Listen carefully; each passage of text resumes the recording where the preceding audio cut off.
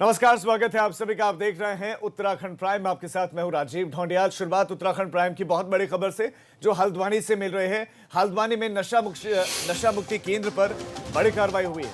हल्द्वानी में नशा मुक्ति केंद्र के खिलाफ बड़ी कार्रवाई, बड़ा एक्शन। आदर्श जीवन नशा मुक्ति केंद्र के खिलाफ हल्द्वानी में कार्रवाई हुई है। 3 संचालकों के खिलाफ एफआईआर दर्ज हो गई है। 3 संचालकों के खिलाफ एफआईआर हुई है दर्ज। ये बड़ी खबर आपको दे दें, नशा मुक्ति केंद्र में दरअसल एक युवक की मौत हुई थी, उसके बाद मामले में एफआईआर दिखाई गई थी।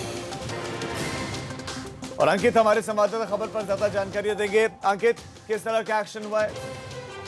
राजीव, आपको बता दें कि हल्द्वानी के आदर्श नशा मुक्ति केंद्र में पिथौरागढ़ के युवक की मौत हो गई थी। इस मौत के मामले में पुलिस ने संज्ञान में लिया है और परिवार की तहरीर देने के बाद पुलिस ने इस मामले पर 3 लोगों के खिलाफ मुकदमा दर्ज किया है। 302 की धारा के अंतर्गत 3 लोगों के खिलाफ मुकदमा दर्ज किया गया है।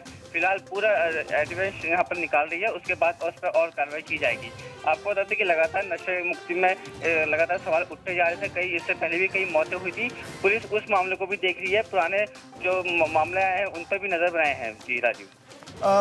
अंकित, प्राथमिक जांच में क्या कुछ पाया गया है? और दूसरा सवाल ये कि एफआईआर तो दर्ज होगी, गिरफ्तारियां क्या होंगी? देखिए, अभी पूरे मामले को एविडेंस के आधार पर पुलिस खोजबीन कर रही है।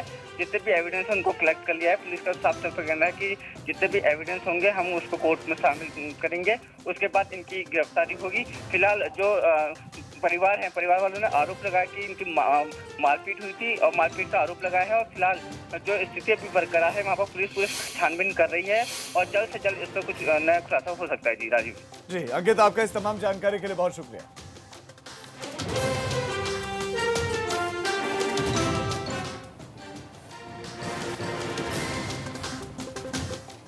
खडीमा में भारत नेपाल सीमा पर देर रात्रि जंगल में गश्त कर रहे वनकर्मियों पर लकड़ी तस्करों ने फायरिंग कर दी। लकड़ी तस्करों की फायरिंग से वनकर्मी विवेक कुमार घायल हो गए। वनकर्मियों की तरफ से भी जवाबी फायरिंग की गई, जिसमें लकड़ी तस्कर दो साइकिल जो है बताया जा रहा है कि 2 साल की लकड़ी के लट्ठे, एक मोबाइल छोड़कर ये लोग फरार हो गए। बताया जा रहा है कि 2 तस्कर नेपाल की तरफ भागे हुए हैं। वन विभाग ने अज्ञात लकड़ी तस्करों के खिलाफ झनकैया थाने में मुकदमा दर्ज कर लिया।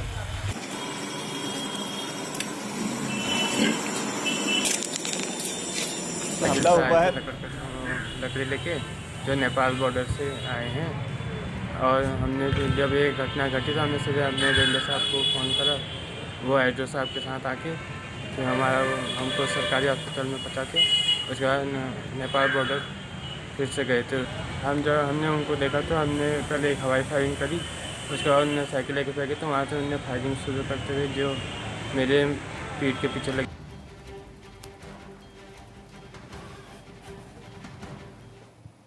रुड़की के कृष्णानगर में पार्क और सड़क का मेयर और पार्षद और विधायक देशराज कर्णवाल की पत्नी ने शिलान्यास किया। लेकिन शिलान्यास कार्यक्रम में क्षेत्र से झबरेड़ा के विधायक देशराज कर्णवाल को ना बुलाए जाने पर विधायक जी का पारा चढ़ गया और वो आनन फानन में नगर निगम पहुंच गए, जहां पर उन्होंने सहायक नगर अधिकारी को जमकर फटकार लगाकर खरी खोटी सुना डाली। विधायक देशराज कर्णवाल ने कहा कि ये काम मुख्यमंत्री की घोषणा में था। मेयर ने इसका शिलान्यास कैसे कर दिया, जो कि नियमों के खिलाफ है। वही विधायक देशराज कर्णवाल ने रुड़की मेयर को बेगानी शादी में अब्दुल्ला दीवाना तक कह दिया। हाँ, नगर निगम तो मुझे दिए ना, जी ये लंदन से आया पैसा। मेरी घोषणा में मेरे प्रस्ताव पे घोषणा हुई, मुख्यमंत्री ने घोषणा की, मेयर के बनने से पहले हुई। ये मेयर बाद में बना, मेरी घोषणा पहले हुई। तो फिर अब उद्घाटन करेंगे मेयर साहब, तो कहा मेयर को आंख फूट रही थी कि मुझे बोला था, वो उसका फर्ज नहीं बनता था।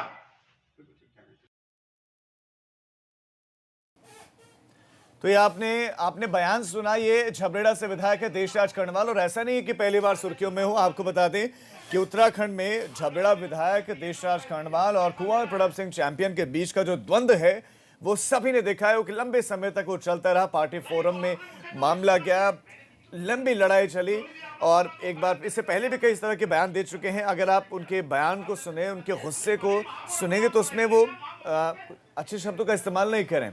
क्या उनकी आंख फूटी थी और इस तरह के शब्दों का इस्तेमाल कर रहे हैं मेयर के लिए और कह रहे हैं कि मेयर साहब तब मेयर बने भी नहीं थे। ये ऐलान तब का है तो ऐसे में मेयर कैसे कार्यक्रम में चले गए, मेयर ने कैसे शिलान्यास कर दिया? इस कार्यक्रम में तो मुझे होना चाहिए था, शिलान्यास मुझे करना चाहिए था, लेकिन बेगानी शादी में अब्दुल्ला दीवाना मेयर को करार दिया। सुनाते हैं एक बार फिर क्या कहा। जी ये लंदन से आया पैसा, मेरी घोषणा में मेरे प्रस्ताव पे घोषणा हुई, मुख्यमंत्री ने घोषणा की, मेयर के बनने से पहले हुई, ये मेयर बाद में बना, मेरी घोषणा पहले हुई, तो फिर अब उद्घाटन करेंगे मेयर साहब, तो क्या मेयर को आंख फूट रही थी कि मुझे बोला था, वो उसका फर्ज नहीं बनता था?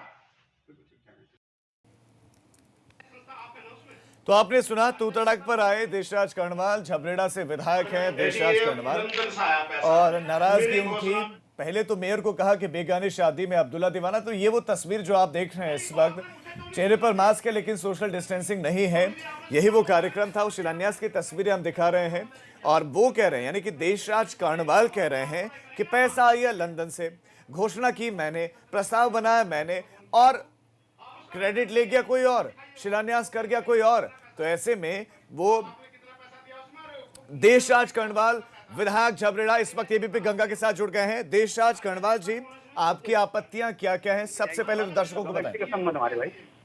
जी नमस्कार जी, आपकी जो आपत्तियां हैं सबसे पहले आप वो दर्शकों को बताएं, क्यों गुस्सा है आप मेयर से? उसका फर्ज नहीं बनता था। देखिए, जो नगर निगम चुनाव से पहले जो पार्क की घोषणा मैंने कराई थी माननीय मुख्यमंत्री जी के, मेरे प्रस्ताव पे पार्क की घोषणा हुई थी, और कार्यदायी संस्था उसमें जो है नगर निगम है। तो नगर निगम जब कार्यदायी संस्था है और वो निर्माण कार्य शुरू कर रही है, तो चूंकि मैं क्षेत्र का विधायक हूँ, इसलिए मेरे बिना उन्हें ये कार्य शुरू नहीं करना चाहिए था। तो गुस्सा होना स्वाभाविक है। वो रोड भी मेरे प्रस्ताव पे ही बनी है, 35 लाख रुपए की रोड, ये 23.5 लाख रुपए, ये पार्क भी मेरे ही प्रस्ताव पे है, और मुझे बुलाया ना जा तो अच्छा, आप बुलाए ना जाने पर नाराज है। लेकिन देशराज कर्णवाल जी, हमारे देश में तो ये कहा जाता है कि काम ऐसा करो कि एक हाथ से करो और दूसरे हाथ को पता ना चले। पार्टी के, आप ही की पार्टी से तो है मेयर, तो ऐसे में अगर उन्होंने कर दिया तो फिर आप बात कर लेते, लेकिन आप बहुत ज्यादा गुस्सा हुए। नहीं, आप मेयर के चुनाव तो 4 साल बाद है, मेरा चुनाव तो 1 साल बाद है। अगर जो काम मैं करा रहा हूँ वो मेरे नाम से नहीं होगा तो मैं क्या क्षेत्र में चुनाव में क्या लेकर जाऊंगा? अब आगे क्या करेंगे आप? अगला कदम क्या हो गया? क्या पार्टी फोरम में बात को रखेंगे? अगला कदम ये होगा, उसका पुनः शिलान्यास होगा, और शिलान्यास मेरे द्वारा होगा, पत्थर पे मेरा नाम होगा। क्या आपकी बात हो पाई मेयर से? आपके उसके बाद से कोई संवाद हुआ? नहीं, मेयर से मतलब क्या है बात करने का? एमएनए से RSNA से मेरी बात हुई है, उन्होंने मुझे लिखित में दिया है कि ये जो प्रोग्राम था ये उसका प्रोग्राम नहीं था नगर निगम का जब कार्यक्रम होगा, उस कार्य की शुभारंभ होगा, तो उसमें आपका पत्थर लगेगा और आपके द्वारा, आपके हाथों से वो कार्यक्रम शुरू किया जाएगा। नहीं, देशराज कर्णवाल जी, आपकी बातें पॉइंट तो ठीक है, लेकिन जिस तरीके से आप बात को रख रहे हैं और शायद जो लहजा है, आपको नहीं लगता कि पार्टी के फोरम में जब ये बात पहुंचेगी तो ये अनुशासनहीनता के दायरे में आ सकता है? देखिए, Bharatiya Janata party secular party है, अपनी बात कहने का पूरा अधिकार है। भारतीय जनता पार्टी ये बहन जी की पार्टी नहीं है, ना ये समाज। ये बात तो हम मान रहे हैं कि वहां पर सबकी सुनी जाती है। मसला ये नहीं कि सुनी जाती है नहीं सुनी, मसला ये कि आप अपनी बात को रख कैसे रहे हैं, आपकी भाषा कैसी है और आपका उस वक्त लहजा व्यवहार कैसा है, उस पर क्योंकि पहले भी नोटिस आपको आ चुके हैं। और मेरा गुस्सा जायज था, मुझे गुस्सा था और मेरा गुस्सा जायज था। अच्छा, मैं एक देशराज कर्णवाल जी, एक आखिरी सवाल, अगर मेयर आकर टोकते हैं कि नहीं एक बार शिलान्यास हो चुका है, आप दोबारा नहीं करने देंगे, तो फिर आप क्या करेंगे? क्या उस जगह को तोड़ देंगे आप, उस जहां पर शिलान्यास जो पट लगाया होगा वहां पे? कर्णवाल जी,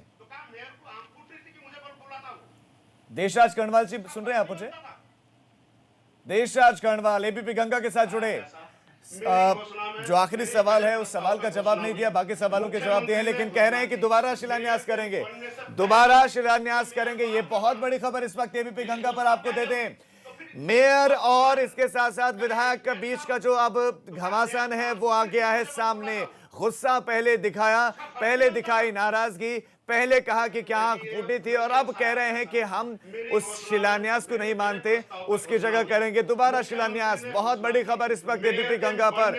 झबरेड़ा विधायक देशराज कर्णवाल हो गए हैं नाराज और रुड़की मेयर गौरव गोयल से है नाराज और उनका कहना है कि शिलान्यास उसका दोबारा करेंगे। सीधे अपनी बात पर अड़ गए हैं देशराज कर्णवाल कि हम दोबारा उसका शिलान्यास करेंगे, जब उनका स्पष्ट कहना है कि प्रस्ताव मैंने दिया, फैसल लंदन से आया, घोषणा मेयर बनने से पहले हुए, मेयर के चुनाव 4 साल के बाद है, मेरा चुनाव 1 साल के बाद है। तो ऐसे में मैं जनता को क्या बताऊंगा? मेरी जो उपलब्धि है वो मेरे नाम से होनी चाहिए, जो मेरा काम है वो मेरे नाम से होना चाहिए और इसलिए नहीं होना चाहिए कि मुझे दिखाना है, मुझे जनता को बताना है कि मैंने आपके लिए इस कार्यकाल में क्या काम किया है। ये खबर बहुत बड़ी और उनका पॉइंट भी वाजिब है। ऐसे में अब अगला स्टेप मेयर का क्या होगा? मेयर ने क्या बातचीत नहीं की? मेयर ने बातचीत क्यों नहीं की? क्यों नहीं समन्वय स्थापित किया गया? क्योंकि कार्यदायी संस्था इसमें नगर निगम ही थी। ये खबर बहुत बड़ी खबर इस वक्त। खबर एबीपी गंगा पर देशराज कर्णवाल ने स्पष्ट कह दिया है कि दोबारा शिलान्यास करेंगे। हालांकि कुछ सवालों के जवाब दिए बिना ही वो चले गए, लेकिन बहुत बड़ी खबर, गौरव गोयल जो कि मेयर हैं उन्होंने शिलान्यास कर दिया, तो उनका भी अगला स्टेप अब देखने वाला होगा। क्योंकि जो विधायक हैं वो तो स्पष्ट कह रहे हैं, विधायक का स्पष्ट कहना है कि वो तो दोबारा शिलान्यास करेंगे, यानी कि उस जगह पर जहां एक बार शिलान्यास हो चुका है उसी का दोबारा शिलान्यास करेंगे। तो ऐसे में कार्यदायी संस्था नगर निगम का स्टेप क्या होगा? हालांकि अभी कोई ऑफिशियल बयान नगर निगम की तरफ से, मेयर की तरफ से नहीं आया। अब बढ़ रहे खबरों में आगे। सचिवालय में शाम को 4 बजे त्रिवेंद्र कैबिनेट की बैठक होने वाली है, जिसमें स्वास्थ्य, शिक्षा और कुंभ से जुड़े हुए प्रस्तावों को रखा जा सकता है, उन पर चर्चा हो सकती है और शाम को 4 बजे बैठक होनी है। पीएसी नियमावली भी संशोधित हो सकती है, तो पीएसी नियमावली में भी इस कैबिनेट की बैठक में संशोधन हो सकता है। मीटिंग के बाद फिर एक ब्रीफिंग भी होगी, जो हमेशा कैबिनेट की बैठक के बाद की जाती है, जिसमें सरकार ने क्या क्या फैसले लिए हैं, किन किन प्रस्तावों पर मोहर लगाई है, उस पर बयान दिया जाता है, वो जानकारी दी जाती है और कैबिनेट मंत्री मदन कौशिक ही ब्रीफिंग करेंगे, मीडिया को संबोधित करते हुए सारी जानकारी देंगे। शाम को 4 बजे ये कैबिनेट की बैठक है। और इस खबर पर विनोद कुमार हमारे संवाददाता खबर पर और ज्यादा जानकारी के साथ जुड़ गए हैं। विनोद, बहुत महत्वपूर्ण त्रिवेंद्र कैबिनेट की बैठक, अभी क्या क्या जानकारी मिल रही है, कौन कौन से प्रस्ताव रखे जा सकते हैं और मोहर किन किन पर लग सकते हैं?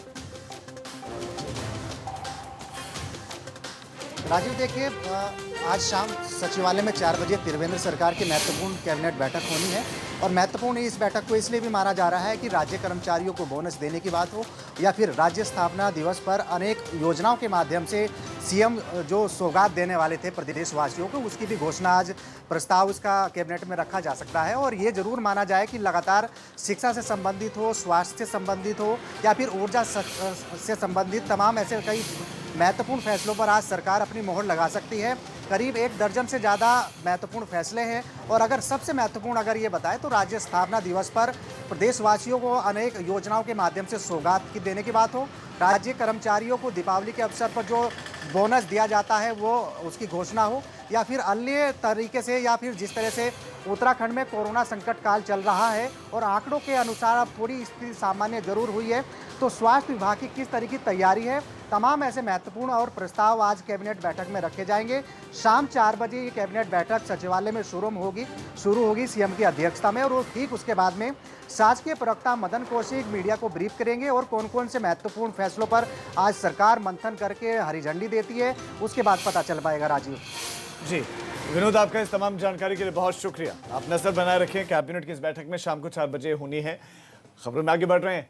करीब 15 दिनों से सरकार से अपनी नाराजगी जताते आ रहे कैबिनेट मंत्री हरक सिंह रावत की नाराजगी की पटकथा तो संपन्न हुई, लेकिन हरक सिंह रावत अपने बयान से पलट गए। श्रम बोर्ड के अध्यक्ष पद से हरक सिंह रावत को हटाया गया, ठीक उसके बाद उनकी करीबी अधिकारी दमयंती रावत को भी चलता कर दिया गया। ऐसे में लगातार नाराजगी उफान पर पहुंची, अपने चरम पर थी। अब हरक सिंह रावत की नाराजगी खत्म तो जरूर हो गई, लेकिन हरक सिंह रावत लगातार सीएम पर बरसते आ रहे थे, लेकिन अब उनके तेवर ढीले पड़ गए। मैंने अपनी बात रखी मुख्यमंत्री से कि भाई जो भी मैंने उनसे अपनी बात रखी है। और देखिए, बातचीत करने के बाद कोई मुझे ये जरूरी नहीं कि देखिए, हम मेरे पास तो समय समय पर बहुत सारे विभाग रहे, ये जरूर थोड़ी कि और इतना काम मेरे पास पहले से ही बहुत काम है। बस केवल ये था कि भाई बातचीत हो जाती तो ज्यादा, क्योंकि हायर लेवल पे जब बातचीत होती रहनी चाहिए और कोई चीज प्रदेश के हित में, श्रमिकों हित में जो जायज है उसको करने में कोई हर्ज भी नहीं। क्यों नहीं कर सकते? मंत्री तो मंत्री है, वो है तो श्रम विभाग का वो देखिए, जैसे ESI है, चाहे लेबर बोर्ड है, चाहे वन विभाग है, वन विभाग में चाहे वन निगम है, चाहे कुछ है, क्योंकि इनके बोर्ड की जो नियमावली है इसमें हर चीज सरकार की सहमति के बाद ही कुछ हो सकता है। इस तरह कानूनी रूप से ऐसे किसी अधिकारी को, इतने सीनियर अधिकारी को आप ऐसे नहीं हटा सकते हैं। और आप कौन होते हो किसी को कहीं भेजने वाले? ये प्रक्रिया है हर चीज़ की। और अभी बोर्ड में जो मेंबर हैं वो बोर्ड के मेंबर यथावत हैं, क्योंकि उनकी जगह भी नहीं, बोर्ड के उस एक्ट में लिखा है कि जब तक कोई नई बोर्ड के मेंबर की नियुक्ति नहीं हो जाती है तब तक ये सदस्य बने रहेंगे। बीजेपी प्रदेश अध्यक्ष बंशीधर भगत के जो है विधानसभा में रात्रि प्रवास करने के बयान के बाद नेता प्रतिपक्ष इंदिरा हृदय ने बयान दिया है। इंदिरा हृदय ने बीजेपी और सरकार दोनों को हरे हाथों लिया है। नेता प्रतिपक्ष ने कहा कि बंशीधर भगत एक दिन क्या 2-2 दिन भी एक विधानसभा में गुजारे, उसके बावजूद भी इस बार बीजेपी सरकार नहीं आ रही। बहुत अच्छा, सब जगह जाएं, घूमें और 70 की 70 सीटें जीत जाएं, तो हमें इसमें तो कोई आपत्ति नहीं। लेकिन इस समय माहौल सरकार के खिलाफ है, और चाहे मैं सोच रही हूँ एक दिन की बजाय 2 दिन भी विश्राम करें तो शायद फ़ायदा नहीं होने वाला है। उससे ज़्यादा अच्छा होगा जो समस्याएं उन्हें दिखाई दे रही हैं, जिस तरह से यहाँ पुलिस रोज़ चालान कर रही है और टारगेट दे दिया, इतने लाख तुम दोगे, इतने लाख तुम दोगे, इतना लाएं, तो इसे रोकें तो ज़्यादा अच्छा होगा। छोटे से ब्रेक के लिए रुक रहे हैं, फौरन लौट रहे हैं। आप देखते रहिए उत्तराखंड प्राइम।